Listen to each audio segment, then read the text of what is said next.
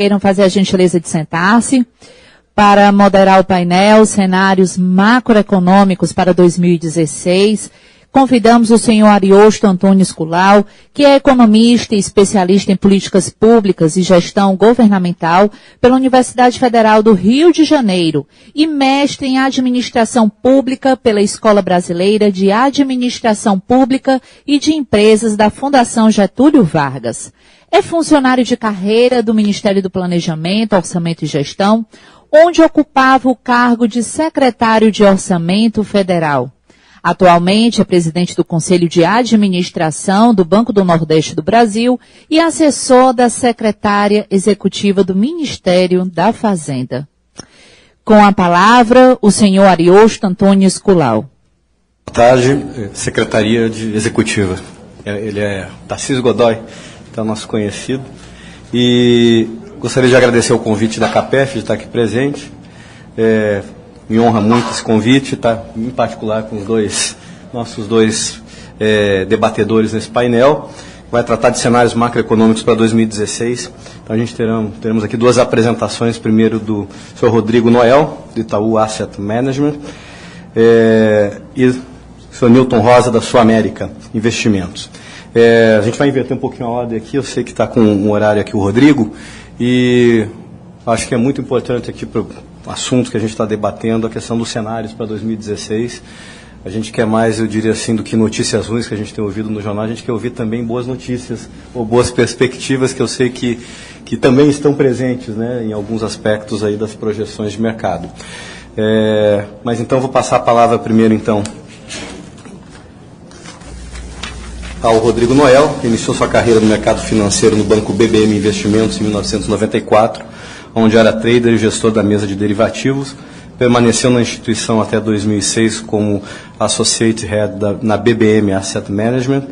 Também trabalhou no Banco Safra e no Bradesco Investimentos, onde era responsável pelos livros de câmbio e renda fixa. Rodrigo é graduado em Engenharia de Produção pela Universidade Federal do Rio de Janeiro e possui MBA em Finanças e Mercado de Capitais pela Fundação Getúlio Vargas. Ingressou na Itaú Asset Management em março de 2011 como gestor de fundos e atualmente é o head da equipe de Portfolio Specialist. Então, com a palavra, Rodrigo, por favor.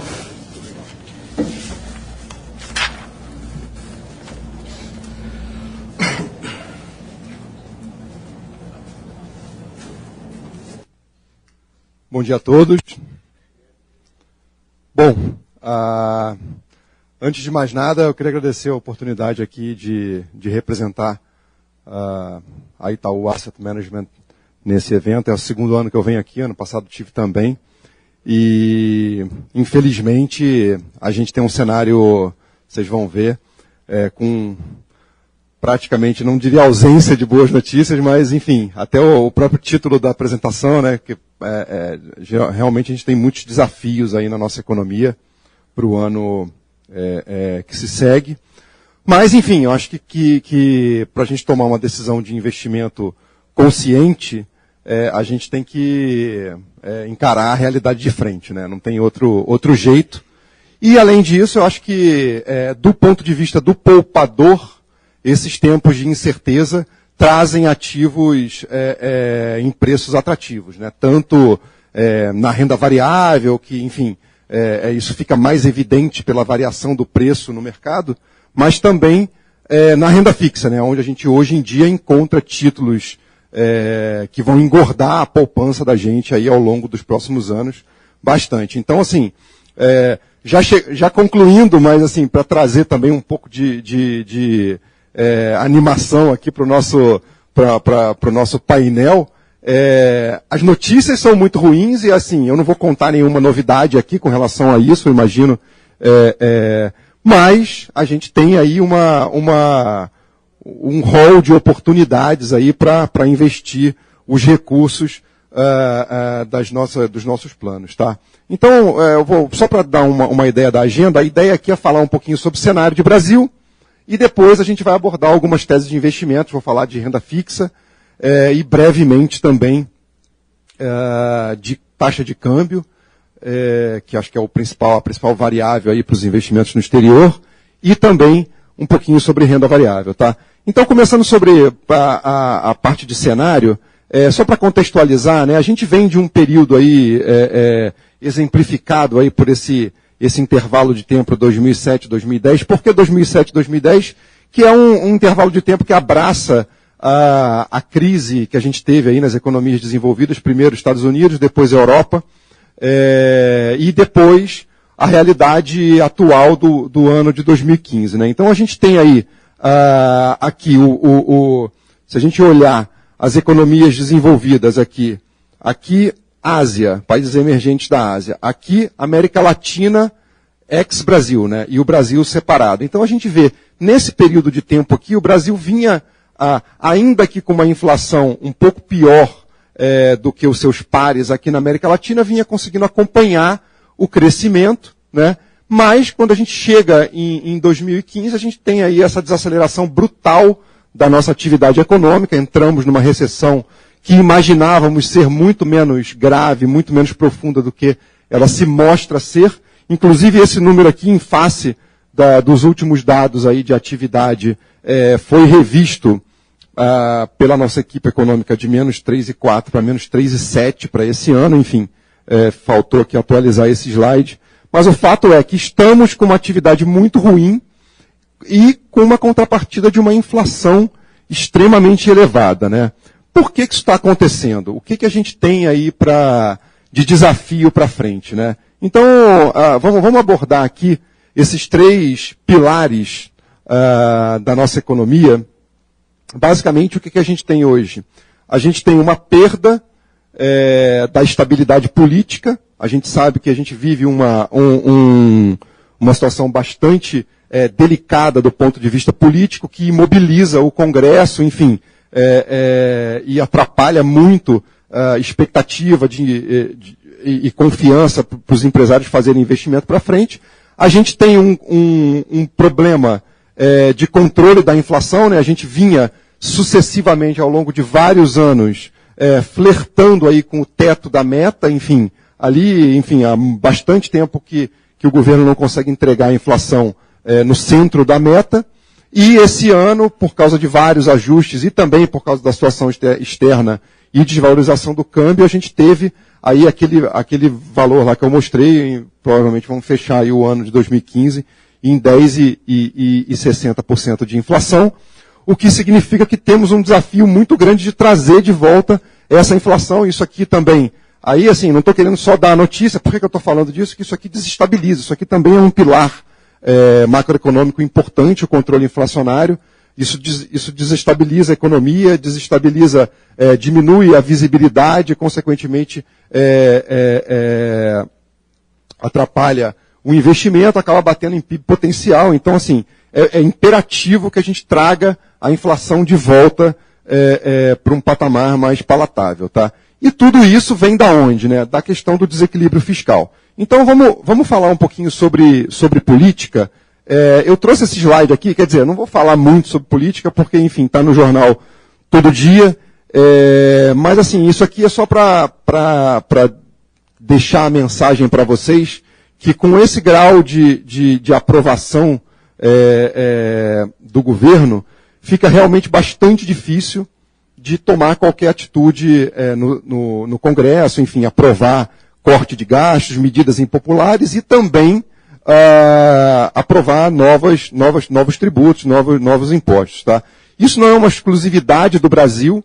A gente até hoje é um dia curioso, a gente teve eleições legislativas na Venezuela esse final de semana, enfim, com um resultado ruim para a situação, né? A oposição ganhou um espaço muito grande, aconteceram eleições para presidente, né, na Argentina também, onde a situação perdeu, e no Chile, que é tido aí por muitos como um caso de sucesso aqui na América Latina, a gente também tem um nível de aprovação não tão ruim quanto aqui no Brasil, mas, enfim, um nível de aprovação muito baixo do governo. Isso é consequência de várias coisas, enfim, cada país tem sua particularidade, eu não vou entrar em detalhe aqui, mas, assim, uma grande parte deste processo é resultado da própria desaceleração da economia e deterioração dos indicadores econômicos. Então, isso é uma coisa que meio um ciclo vicioso que eu vou mostrar lá no final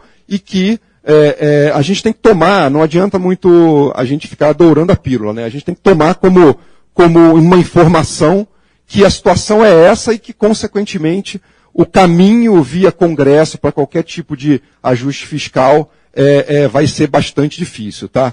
E aí, por que ajuste fiscal? É aquela frasezinha ali de cima, né? A consolidação fiscal, ela é o alicerce básico de tudo. A gente tem duas opções. Ou a gente toma esse lado aqui, que é o verdinho que eu coloquei, que é a retomada do crescimento, que ele pressupõe o restabelecimento de um nível de superávit primário que estabilize a nossa dívida, a relação dívida-PIB, tá? Não tem outro jeito. É aquela questão, vocês são atuários, todos aqui sabem o que eu estou falando. Assim, não adianta você entregar mais benefício do que o teu plano vai conseguir arcar na perpetuidade. No orçamento doméstico, o orçamento do governo é igualzinho. Assim, não adianta a gente querer achar que a gente vai conseguir gastar mais do que a gente arrecada como proporção do PIB ao longo do tempo se financiando com endividamento, principalmente aqui no Brasil, onde a taxa de juros real é extremamente elevada. Tá? Então a gente tem aqui, ou a gente vai para cá, ou a gente tem esse problema aqui de aumento da inflação, que é a perda da âncora nominal.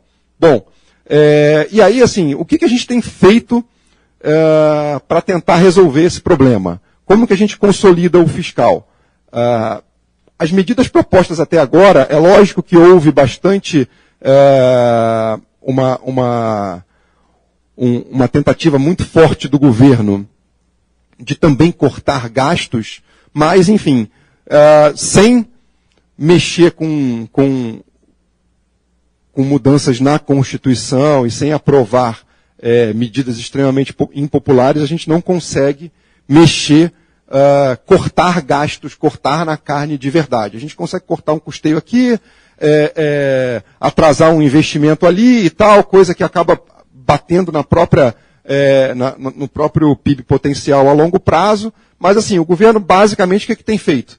Tentado aumentar receitas, tá? E aí o problema que a gente vê quando a gente olha, isso não é um problema dos últimos anos, assim, é lógico que se acelerou aqui nos últimos 2, 3 anos, mas a grande verdade é que a gente saiu lá em 2003 de um gasto que girava em torno de 15% do PIB, tá? E a gente veio caminhando nos dois governos Lula, no segundo governo, no primeiro governo, perdão, da Dilma, e nesse início de segundo governo da Dilma, uma aceleração bastante grande do nível de gasto como proporção do PIB, até porque o PIB veio desacelerando ao longo do tempo e os gastos não pararam de se acelerar, e a gente já compromete praticamente 19% do PIB com os gastos da União, o que, sem uma contrapartida de aumento nesta mesma velocidade das receitas, leva a um déficit muito grande.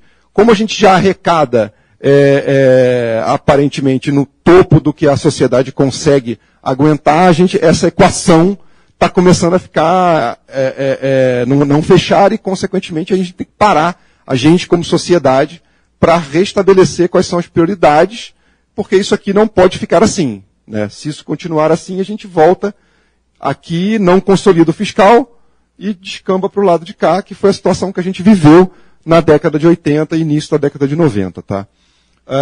Bom, agora eu vou fazer alguns paralelos dessa situação que a gente está vivendo hoje com a situação que a gente viveu na última grande crise que a gente teve aqui no Brasil, de confiança, enfim, de aumento do risco país e uma situação parecida do ponto de vista de preço de ativo e comportamento dos ativos, porém muito diferente na sua motivação, né? A gente teve aqui ao longo, a data de corte aqui é outubro de 2014 para o atual ciclo, que eu botei como 0 aqui, e a gente fez a mesma coisa junho de 2002, que foi alguns meses antes da eleição lá, da primeira eleição do primeiro mandato do Lula, né? O que acontece? A gente vinha de uma situação fiscal razoavelmente equacionada, tá?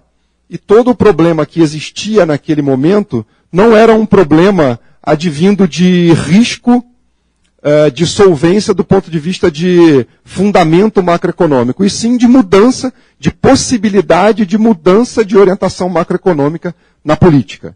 Basicamente isso. Então, o que aconteceu ali? Ali os mercados acharam que esse nível de superávit poderia não acontecer mais no futuro, o que não se verificou verdade. Tá? O que aconteceu foi que, até por situações de melhora de cenário externo, alta do preço de commodities e aí aceleração do crescimento aqui, a gente foi capaz de manter, e o governo quis e foi possível manter aquele nível de gastos, tá? Que gerava um superávit que estabilizava, até reduzia o nosso endividamento como proporção do PIB.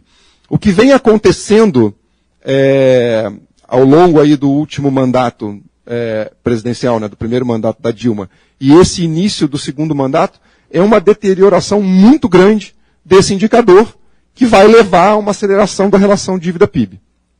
Tá? E aí, qual a consequência disso? Um downgrade. A gente teve aqui esse downgrade, que é uma consequência daquilo ali, e esse aumento do risco país, que está, de novo, comparado com o que aconteceu lá, até a gente teve que mudar a escala aqui, né? O evento lá de 2002 está na escala do lado direito, e agora em azul aqui o evento atual. A gente vê esse aumento do risco país aqui, que, pelo menos por enquanto, não foi acompanhado de uma queda como foi lá em 2002. Assim, esse gráfico aqui é muito claro, né? O que aconteceu aqui? Caramba, vai ter uma eleição, o próximo presidente pode ser que mude toda a orientação macroeconômica. Aí o investidor estrangeiro fica com um grau de incerteza muito grande, tira o dinheiro daqui, o prêmio dos ativos explode. O novo governo entra, não muda, e isso aqui volta tudo. Tá? O que está acontecendo agora? Agora o problema é de outra natureza. O problema é assim, está muito difícil de conseguir consertar o problema fiscal. E aí o risco abre e não fecha mais. Tá? Bom, vamos lá. Taxa de câmbio. Agora eu vou passar um pouco mais rápido, é tudo mais ou menos parecido, né? A taxa de câmbio vai piorando, mas lá em 2003 ela recua, até também por causa do cenário internacional, mas enfim, você teve motivos para que os investidores voltassem a investir aqui no Brasil, e agora esse motivo ainda não apareceu, porque a gente ainda não conseguiu consertar o problema fiscal. Inflação, mais ou menos a mesma coisa, tá? E aí, assim, o que acontece com a taxa de juros nesse cenário?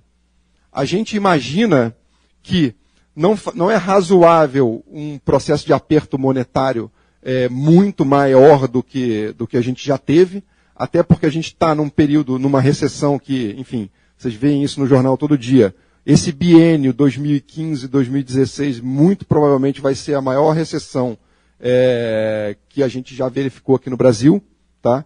E aí a gente provavelmente vai ter a ajuda da própria recessão, do hiato, né, do produto, fazendo com que a inflação não se acelere mais ainda. Não fosse isso, provavelmente a inflação ainda estaria se acelerando mais do que ela já está, e, consequentemente, a gente teria que fazer mais aperto monetário.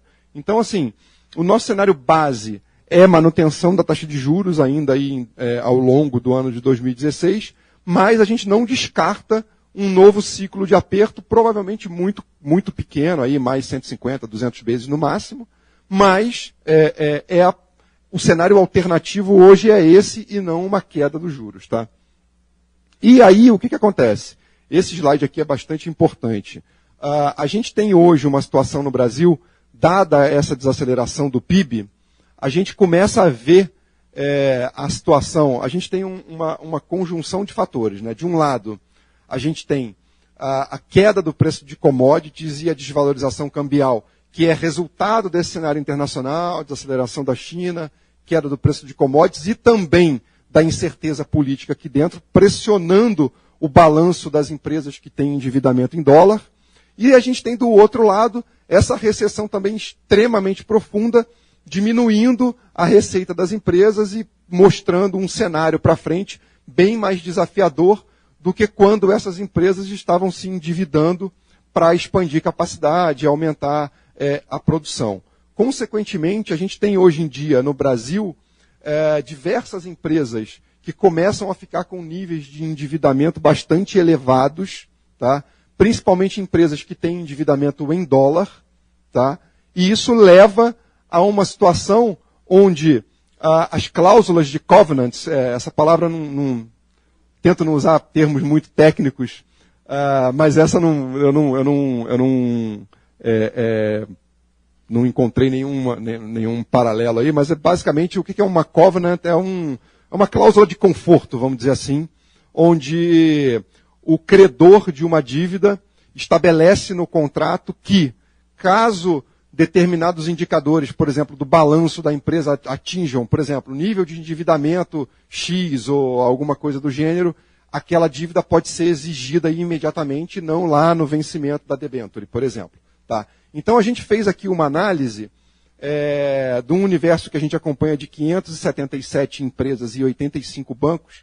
A gente separou as 145 instituições maiores, tá? Que dá mais ou menos uns 95% de todo o universo de endividamento, e começou a olhar, bom, se o dólar for para 3 isso a gente fez lá atrás, o dólar não estava ainda nesse nível, para 3,40, 3,50, 3,60, 3,80, 4, 4,5, quanto que vai acionando cláusulas de covenant dessa dívida, e aí a gente começou a ficar, enfim, ainda não são números extremamente expressivos, quando você olha para a economia como um todo, mas a gente já tem 60 bi de covenants já quebrados, né? E se o dólar se estabilizar aqui por volta de 4 ou acima de 4, a gente tem aí mais 18 bi e essa situação vai se agravando.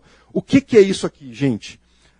Eu não estou querendo alarmar ninguém com relação a risco de crédito, mas a gente tem uma situação na economia hoje, dado o tamanho da recessão e o tamanho da mudança das variáveis econômicas, que a gente está chegando num momento onde o risco de cauda é o aumento da inadimplência. Tá?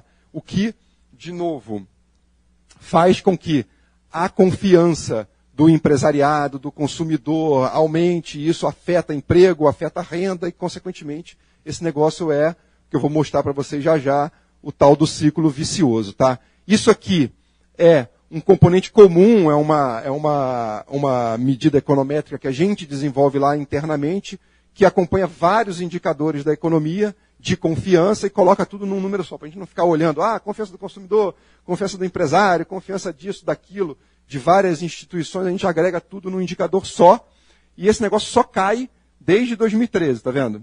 E quando a gente olha lá o ciclo econômico que eu mostrei lá, aqui no meio seria junho de 2002, esse negócio caiu, aí quando não houve nenhuma grande mudança na orientação macroeconômica, isso aqui volta tudo de volta para a situação normal. E a gente não vê luz no fim do túnel, por enquanto, nesse movimento, que nos leva a crer que esse movimento aqui, por hora, não vai acontecer neste ciclo econômico. A gente está tendo, isso aqui é o PIB em nível, ou seja, sem olhar para a variação, é o PIB real em nível, tá? Como que ele está se comportando ao longo do ciclo econômico. A gente já estava há bastante tempo sem crescer, ou crescendo muito pouco, e entrou aqui numa trilha de depressão mesmo. E a gente não vê, apesar de todo o hiato, toda a ociosidade que existe na economia hoje, nenhum grande motivo para imaginar que isso aqui vá reacelerar muito forte no curto prazo. Tá? E aí, consequentemente, enfim, essa é a má notícia, né, que acho que não é novidade para ninguém. A gente está até um pouquinho pior que o consenso de mercado, mas assim, ainda bastante próximo, né? Esse número aqui, 3,7 para 2015 e 3,2 para o ano que vem. Tá? E inflação 10,60 esse ano e desacelera no ano que vem para 7,20. Por que 7,20? A gente ainda tem muitas incertezas aí com relação à inflação do ano que vem. Vou citar algumas. Tá? Primeiro, a questão do impacto que o ajuste fiscal pode ter na inflação. Né? A gente pode ter aumento da CID, que bate na veia em preço de gasolina, que tem um peso enorme no IPCA. A gente pode ter aumento de IPI, aumento de alguns impostos que acabam batendo direta ou indiretamente no IPCA também. E a gente tem a questão do El Niño, que é um fenômeno meteorológico que provavelmente, tá? Aqui não tem nenhum meteorologista, a gente só está repetindo o cenário mais provável dos meteorologistas, tá? Esse aumento da temperatura das águas do Pacífico pode causar um regime de chuvas exageradamente alto, que de fato está acontecendo na região sul do Brasil, o que afeta preço de in natura, tá? E também uma seca muito mais pronunciada que também está acontecendo aqui no Nordeste, o que também afeta preço de in natura. Então isso é mais um risco para o cenário de inflação, e tem toda a questão da inércia e do risco também de não consolidação fiscal, que faz gradativamente o dólar continuar pressionado e tal, que acaba batendo também na própria inflação. Tá? Por isso esse número bastante pessimista aqui ainda para 2016. Bom, taxa de câmbio. A gente acha que esse nível de taxa de câmbio real que a gente está trabalhando hoje em dia já é suficiente para fazer com que o déficit em conta corrente diminua bastante em 2015 e em 2016. E isso, lógico, é fruto da desvalorização cambial, mas também é fruto da recessão, que diminui a nossa absorção interna, consequentemente melhora a balança comercial. Mas o fato é que, apesar por causa da própria queda de commodities e também por causa do grau baixo de visibilidade, o investimento direto também está desacelerando. A boa notícia é que o conta corrente, na nossa cabeça, diminui mais rápido que o FDI. Consequentemente, essa relação que vinha negativa, ou seja, o FDI, o investimento direto, ele não era suficiente para financiar o déficit em conta corrente, ele passa a ser suficiente. Tá? Em outras palavras, do ponto de vista de valuation, a gente acredita que a taxa de câmbio já está num nível bastante razoável. Tá? Essa desvalorização adicional aqui, se vocês repararem, ela é numa velocidade menor que a própria inflação. Ou seja, o câmbio real, descontada a diferença de inflação daqui para o resto do mundo, fica mais ou menos constante. Tá? Bom, resultado primário, o nosso calcanhar de Aquiles. A gente está melhorando, tá? Também depois desse número bastante ruim aqui em 2015, a gente provavelmente vai melhorar em 2016, mas ainda numa região de déficit, o que é bastante preocupante, tá? Mais um déficit um pouco menor do que o que a gente imagina esse ano. Tá? Esse ano, a gente está com esses dois aqui, que é mais ou menos um 1% de déficit e mais 1% de equalização ali dos gastos pendentes, o pessoal chama popularmente aí de pedaladas fiscais. Né? Bom, o que é esse cenário aqui, gente?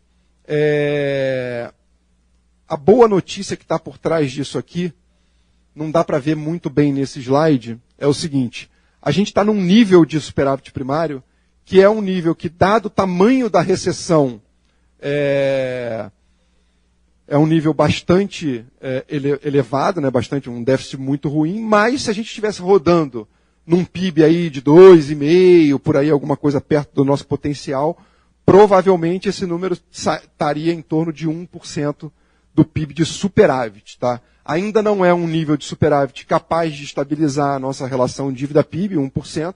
A gente precisaria de uns 2,5, pelo menos, em torno de 2,5, mas é um nível de superávit primário que, assim, se a gente conseguir no Congresso mais um de receita e o corte de gasto, a gente volta para o equilíbrio. Tá? Então, assim, qual é a mensagem aqui? É difícil, mas não é impossível. Tá? Então, aquela questão toda que vem sendo veiculada na imprensa de dominância fiscal, que o Banco Central não pode subir o juro para brigar contra a inflação, não sei o quê, a gente não acredita nisso. Tá? Essa é a mensagem aqui. E aí, só para concluir essa parte de cenário, falar um pouquinho sobre o tal do ciclo vicioso que eu falei algumas vezes durante a apresentação. Né? A gente tem, de novo, recessão muito profunda e instabilidade política. As duas coisas, a primeira faz o fiscal piorar e a segunda não deixa o fiscal melhorar, porque a gente não consegue aprovar nada no Congresso. Essa incerteza e essa piora fiscal leva à depreciação cambial, e a depreciação cambial é um dos fatores, né, não só o único, mas é um dos fatores que colabora para que a inflação continue muito elevada e não retroceda. Tá? E essa situação toda dessa cadeia faz com que a confiança caia e, consequentemente, se a confiança cai, a popularidade cai mais ainda, a recessão se aprofunda e isso aí retroalimenta o fiscal e por aí vai. Tá? Como que a gente quebra esse ciclo? Essa é a pergunta. Aí, as caixinhas em cima ali dão algumas sugestões. Primeiro, aqui a gente tem que caminhar para algum tipo de recomposição política, enfim. Estamos começando aí, talvez, um processo de impeachment, o que pode fazer essa questão aqui melhorar, ou o próprio governo fazer algum movimento no Congresso para se aliar, enfim, e conseguir caminhar um pouco melhor dentro do Congresso. Fiscal, por mais impopular, por mais duro que seja, a gente precisa equacionar essa questão fiscal aqui. Qualquer notícia aqui, mesmo que não seja viável entregar um superávit de 0,7 no ano que vem e tal, se a gente conseguir caminhar no Congresso, melhorar um pouquinho aqui para caminhar no Congresso e aprovar alguma reforma estrutural de previdência, como foi colocado agora há pouco, ou alguma outra medida de desvinculação de receita, DRU, então, alguma coisa que faça a questão fiscal ganhar alguma visibilidade, a gente desata um pouco esse nó aqui. A questão do câmbio, a gente acha que já está razoavelmente equacionada, e aqui na inflação é a política monetária mesmo e a própria recessão atuando, tá? Bom, conclusão.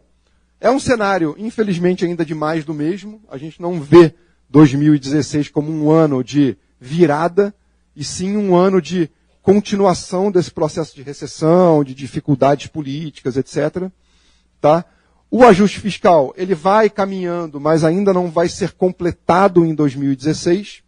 O ajuste monetário, ele talvez seja insuficiente para trazer a inflação de volta, tanto que a gente está com aquela inflação bastante elevada, é o quinto ponto. Tá? E aí, o que a gente faz nesse cenário? Bom, eu acho que o grande tópico de 2016, infelizmente, é esse aqui. A inflação vai seguir pressionada. O que fazer se a gente tem atualmente expectativas razoavelmente desancoradas, né? Olha esse slide aqui. Isso aqui é a expectativa ao longo do ano do Focus para a inflação de 2015, de 2016, de 2017, 2018, todas estão subindo, né? Isso aqui se chama desancoragem de expectativa. E aí, cada vez mais, o trabalho do Banco Central fica mais difícil. Então, a gente tem expectativas desancoradas, riscos de curto prazo para produtos in natura, questão do El Niño. A gente tem inércia, até meio por causa disso aqui e por causa da própria desvalorização do câmbio, né, que está aqui embaixo. A gente tem ainda alguns reajustes de energia elétrica para virem, e a gente tem aumento de impostos, como eu falei. Tá? Então a gente tem essa inflação muito elevada, e o que a gente faz num cenário onde a gente tem taxa de juros a mercado negociando em níveis extremamente atrativos, mas um risco ainda muito grande da inflação continuar muito alta. A gente aplica no mercado de títulos indexados à inflação. Aí você fala, pô, Rodrigo, mas são títulos muito longos, é difícil, tem muita volatilidade e tal. Aí eu vou mostrar esse gráfico aqui para vocês. Olha só. A linha comportadinha, bonitinha, é o CDI. É o camarada que comprou uma LFT, mais por aí, ou algo parecido com isso, tá? A linha laranja é a rentabilidade acumulada de quem fez o investimento aqui, ó. Imagina que você tiveram 3 opções de investimento aqui há 2 anos atrás, no finalzinho de setembro de 2013. Um camarada aplicou no overnight, ou comprou uma LFT, o outro comprou a B20 e o outro comprou a faca 21. Tá? 2 títulos aí. Eu poderia ter pego o IMAB e o IRFM 1+, mas eu preferi fazer no título para ficar uma coisa mais intuitiva para vocês. O cara que resolveu comprar esse título aqui, ele teve muita vol e tal, mas o fato é, apesar de todo esse cenário horroroso que eu mostrei para vocês, de tudo errado que deu, nos últimos 2 anos, assim, há 2 anos atrás, se chegasse aqui o mensageiro do apocalipse, ele não ia conseguir traçar um cenário tão ruim quanto acabou sendo 2015, né? E mesmo assim, mesmo depois de todos esses problemas, ele chegou muito próximo aqui, está perdendo do CDI, mas está muito próximo. O camarada do juro nominal, esse se deu muito mal, né? Daqui para frente, a gente imagina que essa dinâmica vai continuar mais ou menos presente. Ou seja, se a gente tiver os próximos 2 anos extremamente desafiadores, difíceis, muito ruins, pode ser que um título indexado à inflação novamente volte a perder do overnight. Mas, assim, isso é um cenário, na pior das hipóteses, a gente acha que ele vai perder muito pouco. Por quê? Porque ele vai te proteger da inflação. Nesse cenário muito ruim, a inflação vai continuar desancorando. Se o cenário for muito, muito, muito ruim ano que vem, a inflação não vai ser 7, vai ser 8, 9, 10 no ano que vem. E isso, de alguma forma, vai proteger o investidor. Tá? Ou seja, você consegue garantir um yield muito acima da tua meta atuarial, com a contrapartida de volatilidade, tá? Mas você garante. Nesse caso aqui, você tem um yield até maior, mas você não garante, porque você não sabe qual vai ser a inflação daqui para lá. Tá? Qual é a mensagem aqui? Se você ficar no conforto do CDI, você muito, muito, muito provavelmente vai ganhar a tua meta atuarial, aí vai bater a tua meta atuarial no ano que vem, em 2017, em 2018, mas se o cenário for positivo, como foi lá atrás, e a gente consertou o problema fiscal, ou não teve um problema fiscal que a gente poderia ter tido, você vai abrir mão de um ganho absurdo no curto prazo, que vai ser o fechamento dessas taxas de juros implícitas. A gente não imagina o cupom da NTNB, que hoje em dia está perto de 7%, fechando para níveis aí de 5, 4 no curto prazo. A gente não acha que isso vai acontecer. Mas a gente se protege contra esse cenário se a gente estiver carregando a NTNB. E caso a gente vá ficar no CDI, a gente vai correr o risco de não aproveitar esse fechamento. Tá? Essa é a grande mensagem aqui na renda fixa. Sobre taxa de câmbio, eu já falei lá no cenário, a gente acha que o conta corrente resolve, caminha aí para perto do zero, não chega em zero ainda em 2016, mas ele fica num nível, esse gráfico aqui traz bem, num nível já abaixo do FDI, ainda que o FDI esteja desacelerando. Tá? Consequentemente, a soma das duas coisas volta a ser superavitária, e aí o nosso passivo externo líquido que está diminuindo, e a quantidade de hedge que foi oferecida pelo Banco Central, né, os swaps, aí já em 120 bi aproximadamente, fazem com que o hedge do passivo externo líquido esteja bastante elevado atualmente, então a gente não vê grandes motivos para a taxa de câmbio continuar se depreciando. Tá? Então, assim, eu acho que hoje em dia, para a gente fazer um investimento no exterior, é só mais numa questão de diversificação mesmo do portfólio, e não numa tentativa de especular, vamos dizer assim, com relação a achar que o câmbio pode continuar se desvalorizando e tal. Inclusive, tem o risco do câmbio voltar um pouquinho no ano que vem. Tá? Bom, e falando sobre renda variável, eu queria só deixar uma mensagem aqui, acho que já está meio clara no meu discurso. Apesar, quando a gente olha para esse gráfico aqui do lado, né, isso aqui o que é? É a relação preço sobre lucro. Tá, isso aqui é um desvio padrão para cima, isso aqui é um desvio padrão para baixo. Então, aparentemente, a gente está começando a ficar com a bolsa meio barata aqui, né, quando a gente olha a relação preço sobre lucro. O problema é, quando a gente olha para a projeção de lucro consensual dos analistas, que é o que está embutido nesse L, que é o denominador aqui, a gente vê que em 2014, por causa da desaceleração da atividade, lá no final de 2013, esse negócio era projetado acima de 10%, no meio de 2014 ainda estava em 10%, veio caindo, caindo, caindo, acabou sendo quase, sei lá, menos 6%, menos 7%. Tá? 2015, mesma coisa. Um ano antes, esperava-se que os lucros médios da Bolsa crescessem em torno de 10%, 15%. Vai acabar sendo menos, sei lá, menos 10%, menos 15%. Tá? E esse L que está aqui, 12 meses para frente, está com esse número aqui. A gente não acredita nisso. Tá?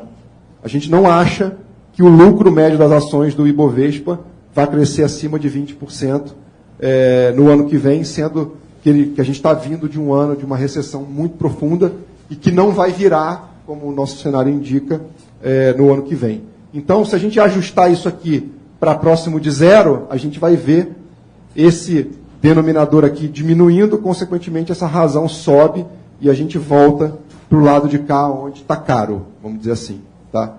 Isso é um valuationzinho básico em termos absolutos. Quando a gente olha em termos relativos, com a alternativa de ficar ganhando inflação mais 7, a gente realmente não vê muito motivo para estar aqui na renda variável. Então, assim, é só para um efeito de diversificação mesmo, ter aí o mínimo possível em renda variável, na nossa opinião. Tá? Conclusão aí das teses de investimento, isso aí é um ano de recessão, com incerteza muito alta, um portfólio mais tático, né? Um portfólio onde não se faz nenhuma grande aposta de longuíssimo prazo, nenhum grande investimento em ativos ilíquidos, estruturados, complicados. Assim, vamos manter as coisas simples e aproveitar esse juro real extremamente elevado que a gente tem no Brasil hoje. Acho que é isso. Aí aqui fica para registro de vocês, não dá nem para ver no slide, mas está no material a abertura aí das nossas projeções. Muito obrigado.